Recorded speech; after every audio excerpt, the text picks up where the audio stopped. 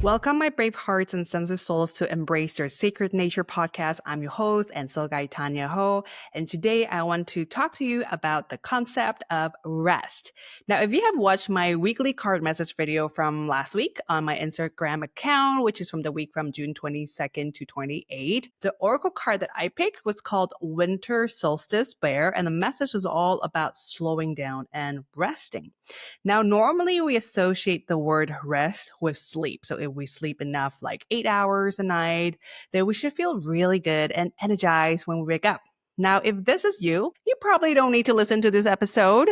But if this is not you, please keep listening because there may be some gems for you in this episode today. So what if you did sleep 8 hours straight, but you still wake up feeling tired, but not just physically tired, but mentally exhausted and emotionally drained, and you have no idea what's going on? Well, is there something you can do about it? The answer is yes. So now my question to you is that have you heard about the 7 types of rest? If you may have read this incredible book like I did from Dr. Saundra Dalton-Smith called Sacred Rest, Recover Your Life, Renew Your Energy, and Restore Your Sanity. If not, I would highly recommend getting your hands on this book because there's so much wisdom she shares in this book. Now, in her book, she describes there are 7 types of rest. And the 7 types of rest are these: physical, mental, emotional, social, sensory, creative, and spiritual. And I'll briefly explain each one of them later in the episode. Now, let's first talk about the purpose of rest. Because if you think you don't need rest, or rest is for lazy people, or rest is not productive, I just invite you to take a pause first. And for a moment, we're just going to place all these thoughts, these beliefs into this mental drawer in your brain just for now. Keep them inside your drawer until the end of this episode, and you can decide again if you want to bring them out or not. Okay? So why do we need to rest? I want to share a quote with you from Dr. Dalton-Smith's book. And by the way, she has a lot of good quotes in this book. And she writes, "The purpose of rest is not simply so you can get a good night's sleep and wake up refreshed. The purpose of rest is to give you opportunities to taste the life you have created. If life is a gift we get to unwrap, rest is the invitation to the celebration worthy of this gift. Rest invites every burnt out, worn out, tired individual to discover their life's splendor." Now, she uses the analogy of bees. Bees work their whole lives producing the sweet honey for the community. And so they work and they work and they work. And in the middle of their work, their lives end. That's it. That's their life. Do you think the bee is happy if it knows that it cannot taste the sweet honey before it goes? Of course not. And that's the analogy for human beings. That's the purpose of rest. We need to allow ourselves to taste the sweetness so we can keep on going with our lives. Now think about this for a moment for your life and just be super honest with yourself. Have you been working so hard in your life, providing for your family, providing for yourself, or maybe you're proving yourself that you're good enough and that you forget to taste the sweetness of your creations? How many times in a day did you wish that you could just have one more hour to finish up your work, to finish running your errands or whatever that you need to do instead of resting? How many times in a day did you ask your kids or your friends or your family just to wait a moment so that you could reply to one more email or one more work-related text message? And I say this with love.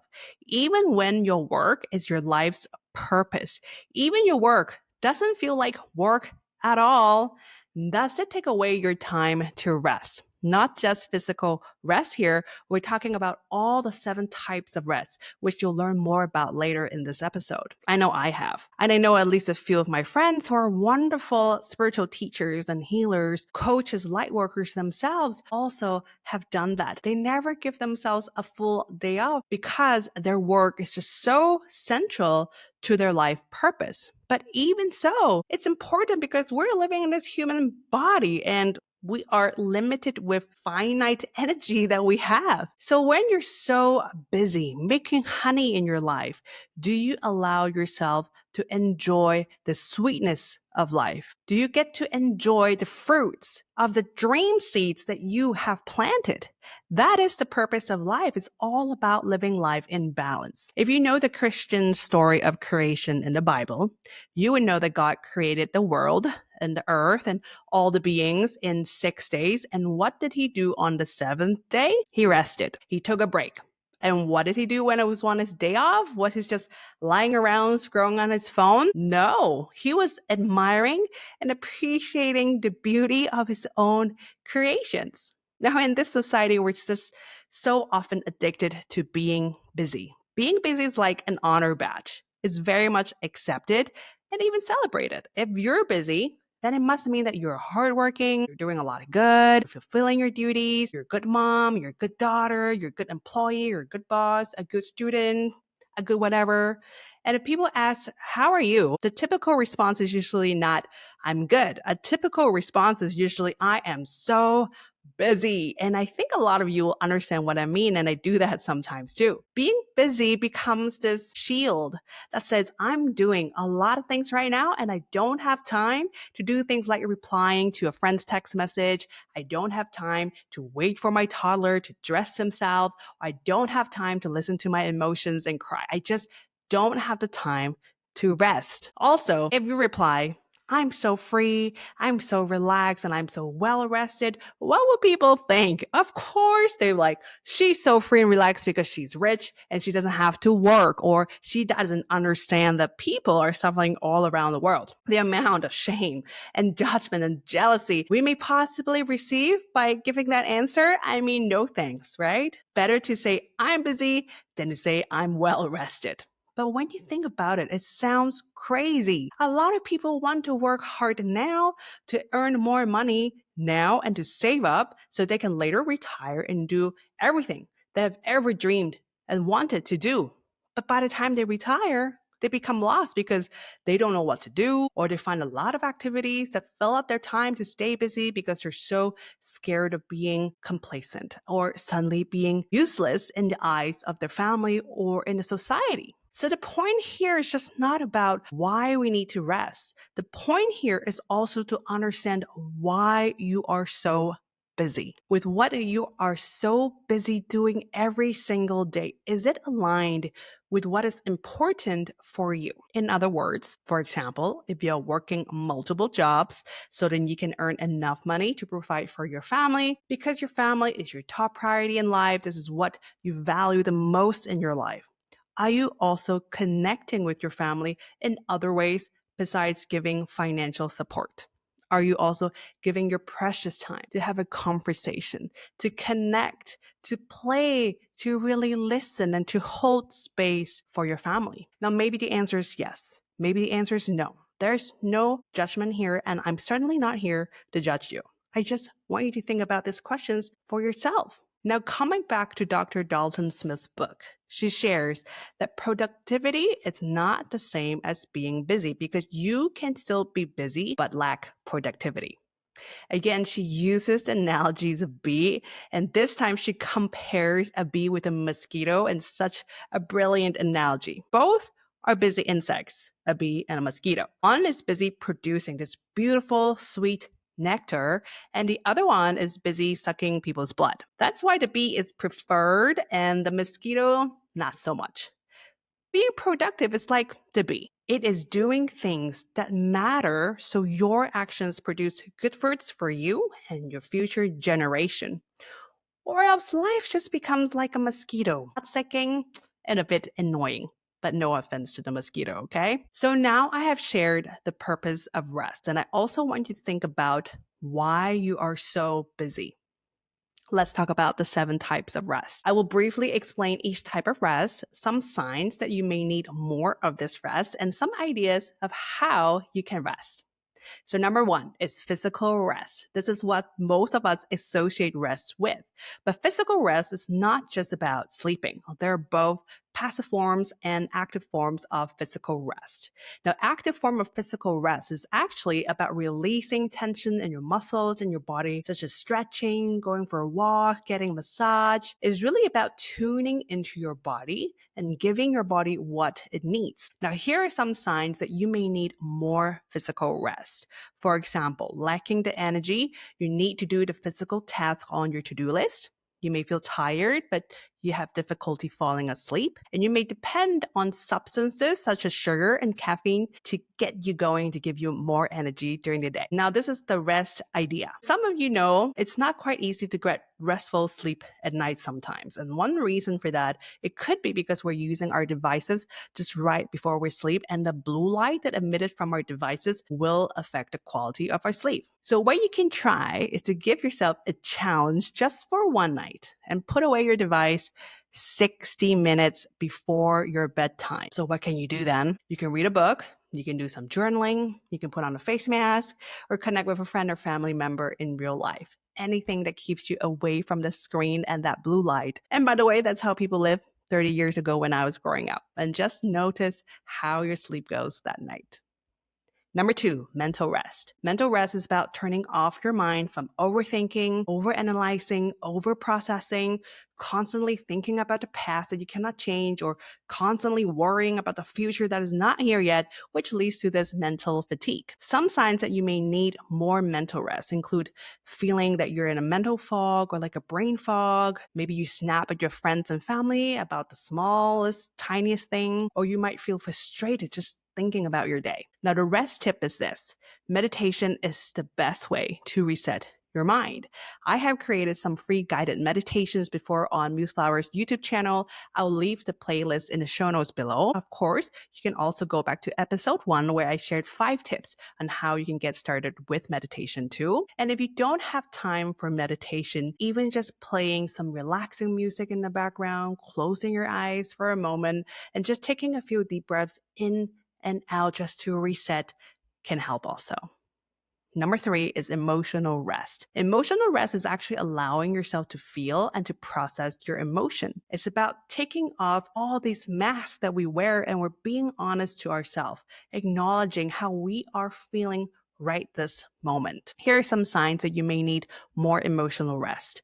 For example, if you keep on beat yourself up constantly, or you have a tendency to focus on your flaws and your failures, or you doubt yourself and feel insecure to try new things in your life. The idea to rest is to get a pen and some paper or a journal and just start writing anything down for 5 minutes. If you want a journaling prompt, just start by writing down how you're feeling right now. Now, not the usual answer of what you'll give when somebody asks how you are, but just how you are truly feeling. Let your emotions speak to you through your pen and through your writing. Leave all your judgment out and just let yourself write and write and write without editing anything. And the great thing afterwards is that you don't even have to read what you've written. It's just an exercise to help you release some emotions. Another way to help you release emotions is a fire release ceremony where you can write down what you want to release on pieces of paper and you can burn them in a fire. And I have a free PDF guide on my website that you can download to learn how to do that, a simple fire release ceremony at home. And I'll leave the link in the show notes below. Number 4 is social rest. Social rest is about connecting with your friends and your family who truly celebrate you for who you are so you can be the real, authentic you in front of them. Social rest is about connecting and cultivating these relationships that feel rewarding to you. Now, my friend Yumin Yap, who was the first person who introduced me to this concept of 7 rest and who's the co-facilitator of our Sacred Rest of Nature retreat here at Museflower, she's also an amazing forest therapy guide and trainer and a rest coach, and she's based in Singapore. And she shared with me that she felt that social rest can also mean taking a break from your social calendar and having some solo time for yourself to recharge. And I agree with her. I believe that social rest can go both ways. Here are some signs that you may need more social rest. For example, you may feel alone in the world, you isolate yourself from others, or you prefer online relationships more than face-to-face interactions. Now, the rest tip for this rest is to check in on how you're feeling today and just be really honest with yourself. What nourishes you? Do you crave a connection with your friends, your family, and community, or do you prefer just some alone time for yourself? Are you feeling introspective? You just want to lay low, or do you feel like an adventure is calling your name? Trust what your heart is calling you to do to nourish yourself and schedule that social rest time in your calendar. Number 5 is sensory rest. Sensory rest is about taking a break from an overly busy and overly stimulating environment, especially nowadays. We're on our phones a lot and we're constantly being bombarded with visuals and sounds. So sensory rest is about unplugging from these stimulations that hijack your nervous system so you can truly slow down and allow your nervous system to come back to the rest and digest mode. Some signs that you may need sensory rest include you feel that natural foods don't have any flavor and you crave processed food, you don't want to be hugged or touched by others, or you experience blurry vision, eye strain, or fatigue. Now, the rest tip here is to go out for a walk in nature. Hopefully, in your local area, there's a place of nature where you can go to. And just being in nature can really help you unload whatever you're carrying mentally, emotionally, energetically. And during this time, please keep your phone or other devices in your bag instead of snapping tons of photos. And if you really want to snap a photo, just do that at the beginning so you can keep your phone away for the rest of the time. Really give yourself the permission to unplug and just to soak in the present moment. Engage all your senses and notice what's present around you. And if you've never tried forest bathing before, I would highly recommend trying a session in your local area. Forest bathing is more than just being guided to walk in nature. In my own experience as a participant, forest bathing really allows us to interact with nature in a mindful yet creative way. Number 6 is creative rest. Creative rest is about giving space and room for your creativity to show up. It doesn't mean that it's only for creative people or you have to do something artsy. Creative rest allows you to refocus on appreciating the beauty and the wonder of life. Now, some signs that you may need more creative rest include that you always focus on other people's needs first and don't consider your needs as a priority. You feel you're being selfish, you're going to do something for yourself, or you rarely feel your work is of value and that others appreciate your contributions. Now, the rest tip is this, is to schedule a 30-minute or longer date with your inner artist. We all have one inside of us. Let your body and creative mind guide you and see what you feel like doing. Maybe it's bring yourself out to visit a coffee shop and just to listen to some music. A change of scenery from what you're used to in your daily life would be very helpful. But if you can't go out, maybe it's just scribbling something on your sketchbook. Maybe it's singing your heart out. Whatever it is, follow your inner artist because he or she knows the way. Number 7 is spiritual rest. Spiritual rest is about having faith in the bigger present is all around you. You can call it the universe, the divine, Mother Nature, the creator, God or goddess. It's about being able to trust and rely on this presence that you are supported and knowing that you are not walking alone on this journey on earth. This is about you experiencing, connecting, and building your relationship with the divine directly.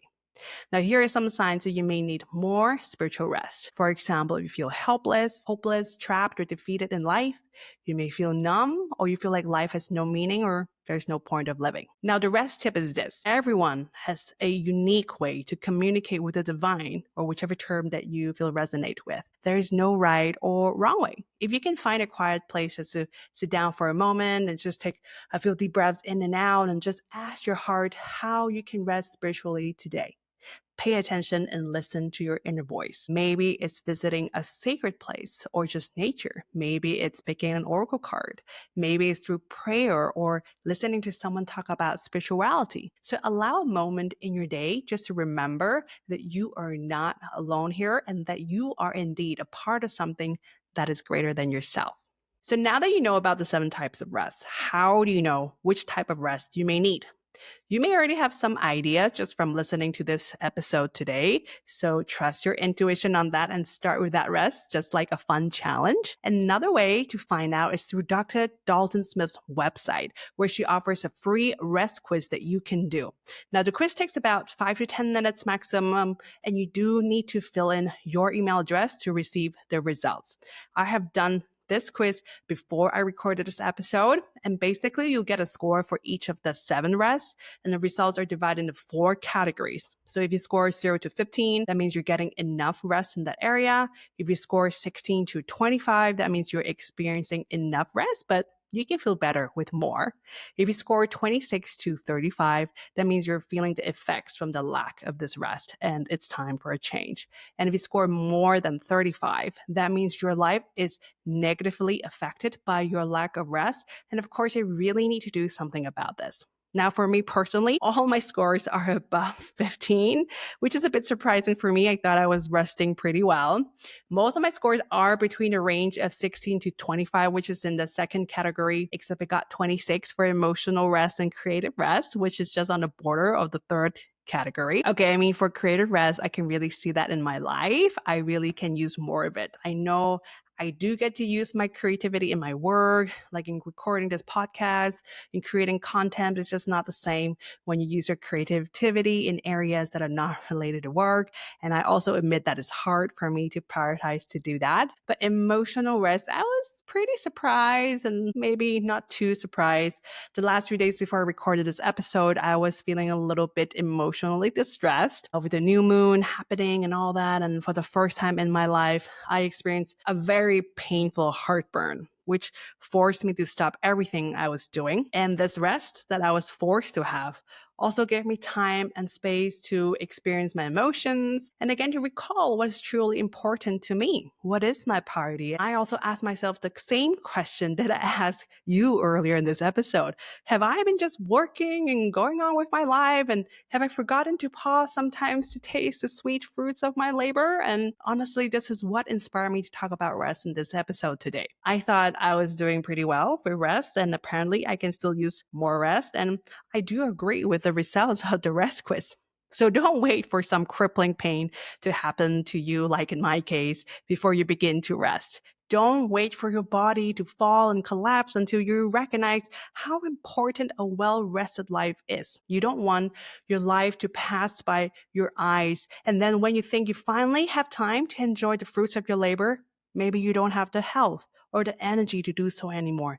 Maybe the people you want to do with, they may not be there anymore. To be able to live your life without regrets is to live a well-rested life. You must give yourself the permission to rest so you can thrive in all areas of your life. So you can be that bee at the end of your life. When you look back to your whole life, you can say, man, I've made some damn good honey in my life. And I know that because I've tasted some of that honey and I'm so proud of myself.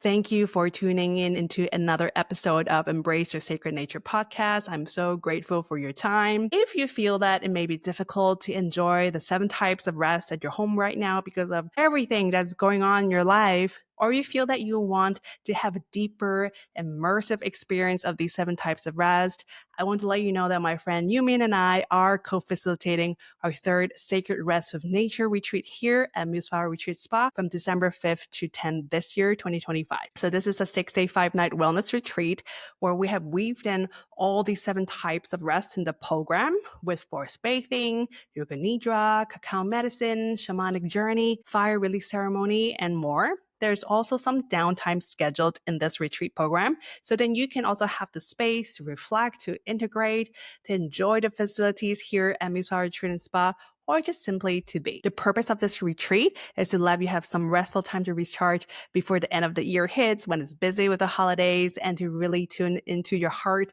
and to listen to your soul's voice. So after the retreat, you feel refreshed and energized, ready for the new year to come. And most importantly, you will have clarity of what intention you like to set for the upcoming year. Now, that clarity is not just coming from your mind alone, but it's also aligned with your heart and with your soul. So just like me last year when I was co-facilitating the retreat, the word voice came so clearly to me, and it became my word of the year for 2025. And this word has become my anchor to guide me and to refocus me on what truly matters to me on the heart and soul level. If you book on or before August 1st, we have an early bird 10% discount off the retreat price. So if you're interested to find out more about our retreat, please visit our website, www.museflowerretreat.com, and I'll also leave the information in the show notes below.